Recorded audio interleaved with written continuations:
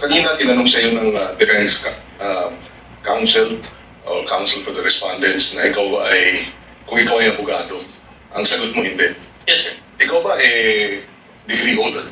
Yes, Your Honor. Ano ang degree? Bachelor of Science in Accountancy, Bachelor of Science in Accounting Technology, and I'm a certified public accountant, sir. So you're a certified public accountant. Yes, sir. Kahapon, tinanong ko sa iyo yung training.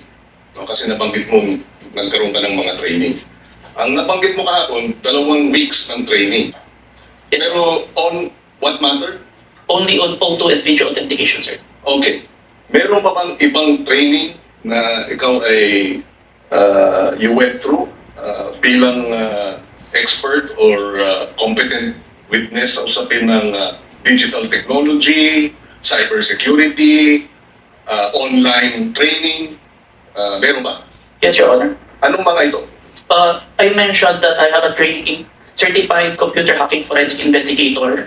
I have a training in Computer Forensic, Mobile Forensic, and Photo and Video Authentication training. I have also training in Cybercrime Investigation. We also undergone a 480 hours training on cybersecurity. And a training before we start the bureau, we have undergone the NBA Academy, which teach us all the aspects in investigation, sir. Okay, and siguro last question. Ang training na ito, puro local ba? O meron ding training sa ibang bansa? I have an international, sir, recently. Ano yan? It's a training in Strasbourg. Okay. The name of training is...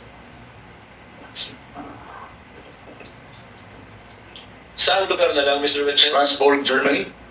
France. Strasbourg, France, sir. Oh. It's a 5 days training, sir. And meron pang ibang international seminars na in-attendan mo? International, sir, but it is conducted locally, the Interpol, sir. Interpol. Yes, Your Honor. Okay. I have no further questions.